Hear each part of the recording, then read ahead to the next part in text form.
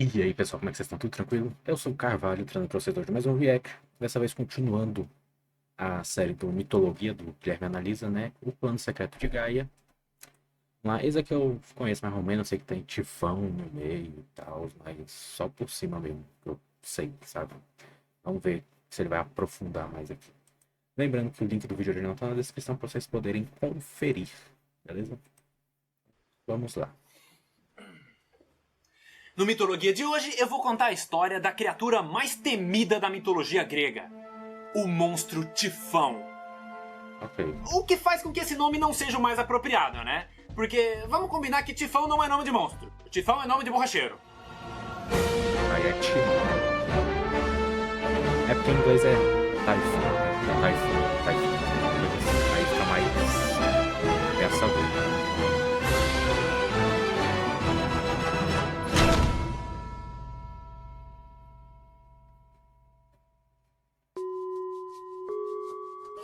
A primeira coisa que vocês precisam saber sobre o Tifão é o contexto no qual ele nasceu.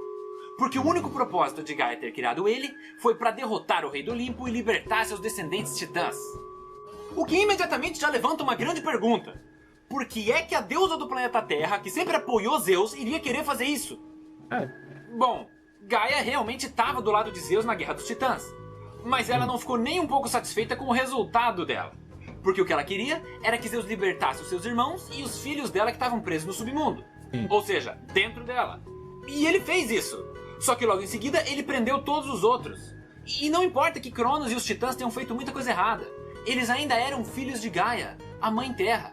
E isso quer dizer que ela ama incondicionalmente todos os seus descendentes e quer ver todos livres. Foda, né? Só que para isso, mais um rei teria que ser destronado. Então ela resolveu criar o monstro mais terrível de todos os tempos. Uma criatura tão abominável e sombria que ela sozinha não seria capaz de conceber. E foi por isso que ela recorreu a seu irmão Tártaro, o antigo deus do submundo. Que por acaso ainda estava indignado por ter pedido o cargo pro Hades. Ah, e é importante mencionar que da mesma maneira que Gaia era uma deusa e ao mesmo tempo um planeta, Tártaro era um deus e ao mesmo tempo um lugar. No caso, o próprio Tártaro, que era a parte mais profunda do submundo. Tanto que nem o Hades conhecia direito essa região. E com isso, eles já tinham até o local para esconder a criatura. Então, Gaia se uniu a seu irmão Tártaro. E juntos, eles conceberam esse monstro titã. A partir daí, era uma questão de mantê-lo em segredo enquanto ele crescia e se tornava cada vez mais forte e devastador. Aí o tempo foi passando, deu tempo até de Zeus trocar de esposa. Quem assistiu o vídeo anterior sabe do que eu tô falando, link na descrição. Até que um dia, Gaia e Tártaro começaram a ter muita dificuldade em manter o Tifão sob controle, colocando todo o plano deles em risco. E foi aí que eles perceberam que a cria deles havia chegado na fase mais terrível de todas. A adolescência. Nesse período, o Tifão estava muito rebelde, muito desobediente. Ele queria fugir de casa e quando os pais dele impediam, ele se trancava no banheiro, tomava aqueles banhos longos de adolescente. Foi bem desagradável.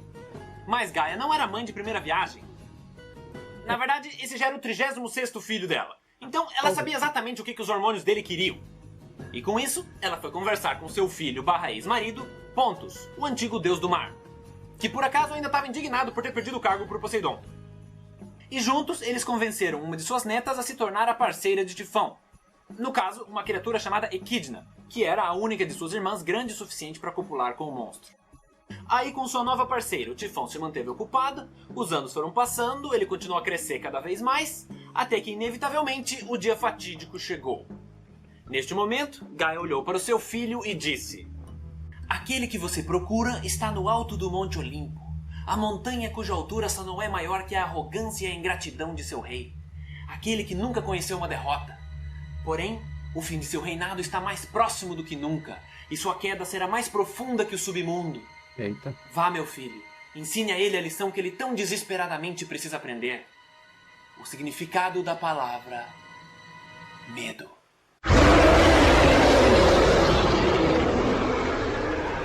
Enquanto isso, Zeus se reunia com alguns dos deuses do Olimpo em uma assembleia, para resolver as questões mais importantes. E mesmo estando muito longe, não demorou muito para que eles notassem os tremores vindos das profundezas. Tremores que se tornavam cada vez mais fortes, como se algo estivesse se aproximando incessantemente, causando um terremoto a cada passo.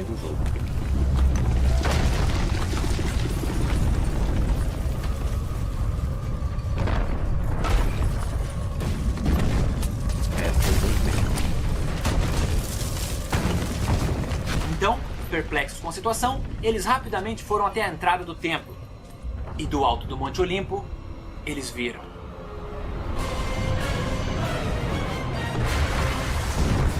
Eis que das trevas do submundo surgiu o monstro titã mais terrível de todos os tempos. Uma criatura tão imensa que apenas o Olimpo superava sua altura. Sua pele era coberta de escamas, asas saindo de todas as partes de seu corpo. Seus olhos ardiam com uma chama eterna de ódio. Seus dedos eram cabeças de dragão cuspidoras de fogo. Gases tóxicos emanavam de seus poros e lava escaldante escorria de seu torso, escondendo gigantescas e monstruosas serpentes venenosas. E isso fez com que os deuses ficassem paralisados de medo. Exceto Zeus, que se manteve firme no alto de seu refúgio, e Atena, que infelizmente se encontrava aos pés da montanha de frente com o monstro e sem chance de escapar. Então, vendo a gravidade da situação, a deusa da sabedoria rapidamente assumiu sua posição de batalha e decidiu que iria atrasar a criatura para que seus colegas tivessem tempo de escapar. E foi isso que Dionísio, o deus do vinho, sugeriu, que eles tinham que fugir para o mais longe possível dali e começar a vida nova. Só que antes que eles pudessem ter tempo de discutir ou correr ao auxílio de Atena, a batalha começou. Com seu treinamento de combate, ela conseguiu desviar dos primeiros golpes e até acertar um. Mas assim que uma das caudas de serpente atingiu seu escudo, a luta acabou. Todos os seus ossos se quebraram e ela foi arremessada até onde o horizonte alcança. Vendo isso, todos os deuses do Olimpo ficaram aterrorizados. E a propósito, eu acho que esse é um bom momento para eu listar quais são os 12 deuses do Olimpo. Primeiro, obviamente, tinha os filhos de Cronos e Rhea. Sim. Menos o Hades, que mora no submundo, e Hestia, que preferiu ficar de fora. A partir daí, todos os outros são filhos de Zeus. Começando por Atena, filha de Metis, Ares e Hefesto, filhos de Hera, e o resto veio das amantes que ele teve. Porque, caso vocês não saibam, os Zeus eram galinhas sem vergonha. Ah, e antes que alguém venha reclamar nos comentários, toma aí. Se você não se importa... O que ali? Calma lá. Ah, e antes que alguém venha reclamar nos comentários, toma aí. Das versões, o Homero diz que ela é filha de Zeus e Dione, já é Exíodo, afirma que ela nasceu da espuma que caiu dos relógios de Urano, após seu castrão. Mas escreveu primeiro, ponto final. Eu não sabia disso. Se você não se importa com a origem da Afrodite, você não precisa pausar pra ler. Não, eu fiquei curioso. Voltou aqui do Ed. Vai. Agora, vamos continuar a história. Nossa, mas Depois da derrota avassaladora sofrida por Atena, todos os deuses resolveram fugir para o Egito. E para garantir que eles não iam ser encontrados, cada um se transformou em um animal diferente. E supostamente essa seria a explicação de por que os deuses egípcios costumam ter a aparência de animais. Apolo se tornou um falcão, que seria Horus, Ártemis virou uma gata, que seria Bastet, Ares virou um leão, que seria Onures, e assim por diante. Legal. Só que antes de sair do Olimpo, Zeus, que havia sido dominado pelo medo, escutou seu nome sendo rugido pela criatura. Então, ele olhou mais uma vez para o monstro colossal que se aproximava, respirou fundo e, com toda a determinação que ele encontrou dentro de si, decidiu que não ia fugir. Aí, enquanto os outros deuses iam embora, Hermes, que estava muito preocupado, se aproximou do seu pai e perguntou se ele tinha certeza do que estava fazendo. E Zeus respondeu: Se eu fugir, ele continuará a me procurar, deixando um rastro de destruição e morte por onde passar. Este é o meu reinado. Este é o meu povo. Que tipo de rei eu seria se abandonasse meu trono na menor das intempéries? Se é a mim que ele quer, eu digo que venha. Veremos se ele tem o que é preciso para enfrentar o rei do Olimpo. Eita. Hermes nunca sentiu tanto orgulho de seu pai quanto nesse momento. Mas o cagaço ainda falou mais alto e Hermes foi embora. Aí, com todas as questões resolvidas, Zeus pegou seu estoque de raios e a batalha começou. O rei dos deuses, no alto de sua montanha, começou a arremessar incessantemente seus raios. Porém, mesmo os que acertavam o alvo, causavam um dano insignificante. Em compensação, as bolas de fogo disparadas pela criatura começaram a rapidamente desestabilizar o Monte Olimpo. Então, para evitar que seu lar fosse destruído, Zeus desceu até o nível do mar para enfrentá-lo. Porém, seus ataques continuaram a ser ineficazes. Aí foi só uma questão de tempo para que o rei do Olimpo ficasse cansado e fosse imobilizado pelo monstro, que com suas cabeças de dragão prendeu os braços e as pernas de Zeus. Mas, como os deuses são imortais, Tifão decidiu incapacitar seu adversário. E para isso, arrancou cada um de seus membros, deixando apenas um corpo imóvel. Ele ficou tipo o Cavaleiro Negro do Monty Python. Vamos sair. E então, Cavaleiro Negro? Considera empatado. Então o Titã jogou o corpo mutilado de Zeus numa caverna, colocou os membros e os raios dele dentro de uma pele de urso e entregou para sua esposa Equidna, junto com a ordem de vigiar a entrada da caverna para garantir que ele não teria como escapar. Com isso feito, Tifão saiu para ver se não tinha mais nenhum deus do Olimpo nas redondezas. E também para achar alguma coisa para comer, porque a quantidade de comida que uma criatura desse tamanho precisa é algo inacreditável. Enquanto isso, Zeus permaneceu caído no fundo da caverna, quase inconsciente. A sua noção de tempo rapidamente se perdeu. Podiam ter sido horas ou mesmo dias. Até que em determinado momento, ele escuta um barulho repentino vindo da entrada, seguido por um grito raivoso da Equidna. E antes que pudesse abrir seus olhos, ele sentiu seu corpo sendo carregado para fora da caverna. Então, em alta velocidade, Zeus se viu levado até o meio da floresta. E quando finalmente foi colocado no chão, ele viu quem o havia resgatado. Era seu filho, Hermes, deus dos viajantes, dos atletas e também o mensageiro do Olimpo. O que por si só já fazia dele um cara muito veloz. Mas, para tornar ele mais ainda, seu irmão Hefesto forjou um par de sandálias aladas que permitiam que ele se movimentasse muito mais rápido do que qualquer outra divindade. Então ele explicou para o seu pai que depois de ter fugido, ele ficou com peso na consciência. E por causa disso, resolveu voltar para ajudar. Mas assim que ele chegou no local e viu o tamanho do monstro, junto com a destruição à sua volta, ele resolveu ficar assistindo de longe, esperando um momento em que ele poderia ser útil. Porque Hermes era bom em muitas coisas. Menos em luta. Brigar não era uma delas. Então, no momento em que seu pai foi colocado na caverna e Tifão se afastou, ele soube que essa era a hora de agir. E de brinde, o nosso deus atleta também trouxe uma pele de urso que ele pegou enquanto a Equidna estava distraída. Então Hermes fez um primeiro socorros ali, tacou um silver tape e Zeus ficou novo. Mais ou menos. Depois disso, ele contou para o seu pai que o Tifão estava morrendo de fome e saiu procurar comida. Neste momento, Zeus teve uma ideia brilhante, porém arriscada, e imediatamente explicou para o seu filho. E agora corta para Hermes correndo pela floresta, carregando Zeus nas costas, passando pela Equidna e na sequência entrando no campo de visão do Tifão. Sendo que nisso ele já estava sendo bombardeado com bolas de fogo e ácido. Mas Hermes não perde a posse de Zeus. Ele vai, som no dibre! Tifão se prepara para fazer a defesa, mas o corredor do Olimpo passa nas canetas e escapa dos adversários. Bela narração. Continuando. Quando o Tifão viu que Zeus havia escapado, ele imediatamente seguiu atrás dos dois deuses fugitivos. Ele não era rápido o suficiente para alcançar, mas ele seguiu os rastros e foi na mesma direção. Então, as horas foram passando, a fome dele foi aumentando cada vez mais, até que ele chega nas proximidades de uma montanha chamada Nisa, lar das Moiras, as tecelãs do destino. Essas três irmãs são filhas de Nyx, a deusa da noite, e eram responsáveis por decidir o destino de todos os seres vivos, incluindo os próprios deuses, fazendo com que elas fossem extremamente respeitadas e até temidas por eles. Aí, enquanto o Tifão dava a volta pela montanha, ele escutou seu nome sendo chamado pelas Moiras. Então, ele se aproximou e perguntou o que era, porque mesmo sendo um monstro destruidor, ele já tinha ouvido falar delas e sabia que com essas três não se mexe. Então as tecelãs indagaram o que ele estava fazendo ali e também disseram que ele parecia fraco, com fome, e por isso ofereceram uma cesta de frutas encantadas, que apesar de pequenas, seriam capazes de alimentar até uma criatura tão colossal quanto ele.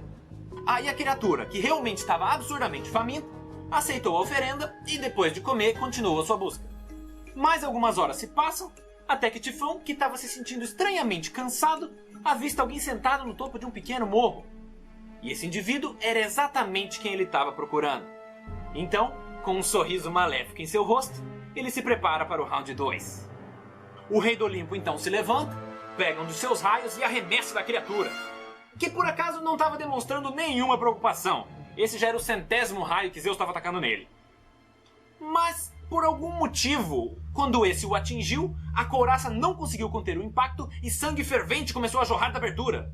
Tifão, o deus dos desastres naturais, ficou abismado com isso. E foi só aí que ele percebeu a armadilha na qual tinha caído.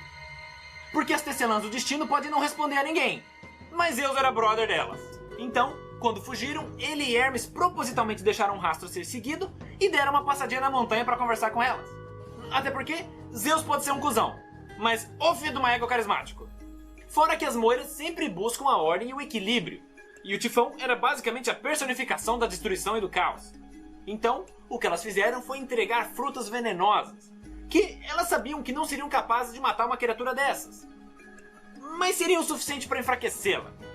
A partir daí, era só uma questão de achar um jeito de incapacitar a criatura, porque Tifão também era imortal. Só que Zeus já tinha um plano. Ele estava esperando que seu inimigo chegasse ali. Então, mesmo cansado e ferido, ele começou uma rajada incessante de raios no monstro. Foi tipo uma tempestade em forma de metralhadora. E além do sangue que jorrava, cada golpe ia empurrando a criatura na direção de um gigantesco precipício. Tifão tentou resistir, mas não teve força e logo caiu no abismo. O que, obviamente, não seria o suficiente para derrotar ele, porque, apesar de envenenado, ferido e faminto, ele ainda tinha energia para escalar de volta. O que é extremamente preocupante, porque o cansaço e os terríveis ferimentos de Zeus fizeram com que ele chegasse no seu limite. Seus raios acabaram e sua força também. Só que, mais uma vez, ele sabia o que estava fazendo. Era quase como se ele tivesse uma conselheira ajudando ele. Porque esse abismo era absurdamente frágil e instável. Principalmente depois da queda do monstro, que praticamente causava um terremoto a cada passo. Então, assim que Tifão tentou escalar, as paredes começaram a ruir e todo o desfiladeiro desmoronou sobre ele, soterrando e imobilizando a criatura. Alguns minutos se passam e eis que da floresta surge Hermes, exausto de tanto correr. Então, ele lentamente também, caminha até o campo de batalha e senta ao lado de seu pai caído no chão, quase inconsciente. Ambos se olham e dão um sorriso, orgulhosos da vitória que conseguiram alcançar. E principalmente por terem alcançado juntos, como pai e filho.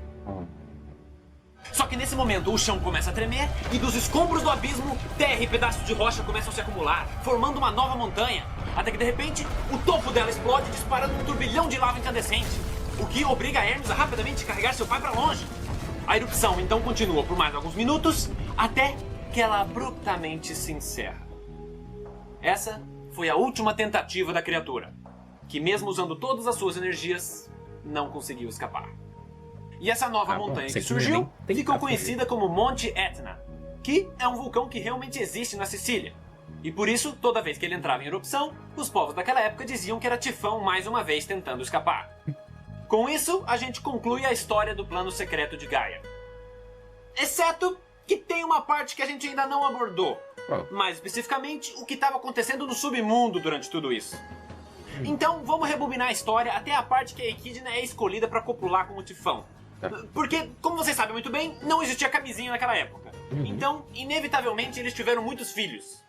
Na verdade, é válido dizer que eles geraram alguns dos monstros mais famosos da mitologia grega.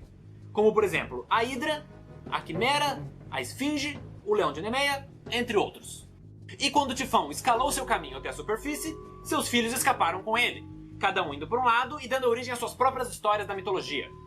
Mas o problema é que quando os mortos e os prisioneiros do submundo viram a abertura que tinha sido feita, eles resolveram fugir também. E aí, dali Hades e os Hecatônqueres correndo atrás dos fugitivos tentando escapar, e os serviçais tentando resolver como é que eles iam conseguir tapar um buraco daquele tamanho. Porque a própria luz que entrava por ela já era suficiente para desequilibrar o submundo, que depende da escuridão para funcionar. Então, esse período foi literalmente um inferno na Terra. Aí, depois de um longo tempo, Hades e seus funcionários conseguem resolver o problema e fechar a saída no teto. Demorou tanto que a batalha lá em cima... Ele fala Hades e seus funcionários, como se fosse uma empresa, tá ligado? O inferno é uma empresa, o submundo, Hades é o CEO. Já tinha acabado. Os Hecatônqueros Na sequência, o deus do submundo, perplexo com o que tinha acontecido, segue o rastro de destruição para descobrir de onde a criatura tinha vindo. Então, ele chega nessa parte desconhecida do Tártaro. E nisso, ele vê que ainda tem alguém lá. Quem? E a questão é que nem todos os filhos de Tifão fugiram. Cérbero, o cão gigante de 3 cabeças, era o monstro mais sombrio dentre seus irmãos. Eita. A escuridão era o habitat natural dele. Então, vendo isso, Hades pensou: tá aí, achei meu pet. E assim, Cérbero se tornou o guardião da entrada do submundo, cargo antes ocupado pela Campe, que foi morta por Zeus durante a Guerra dos Titãs. Depois disso, só faltava uma coisa pro deus do submundo fazer, que era subir até a superfície para ver qual foi a desgraça que aquela criatura não deve ter feito. Lembrando que a última vez que ele esteve na superfície foi quando os 3 irmãos estavam decidindo quem ia ficar com cada reino. Então ele subiu até o exterior, viu o estrago e foi até o Olimpo para perguntar e compartilhar informações sobre a criatura. Chegando lá, ele viu que estava ocorrendo um banquete. Mais um pro qual ele não foi convidado. E nele estavam todos os deuses do Olimpo que retornaram do Egito. E até Atena, que foi socorrida depois da batalha. Mas não eram só esses deuses que estavam lá. Porque quando Hades chegou, ele imediatamente viu alguém que prendeu sua atenção. Alguém que não tinha como não ser notada. Alguém que iria mudar a sua vida para sempre. Mas essa história eu conto no próximo Mitologia. Até mais! Até porque esse ficou grande, né? Esse ficou grande. Mas muito bom. Muito bom. Tá aí, legal. Curti, realmente. Falaram que, um comentário do vídeo anterior, né? Do Mitologia anterior, que eu fiz react, que o próximo ia ser bom. Realmente, muito bom. Curti bastante. E se você curtiu esse vídeo, deixa o like, se inscreve, beleza? Que ajuda demais o canal. E nos vemos na próxima. Falou!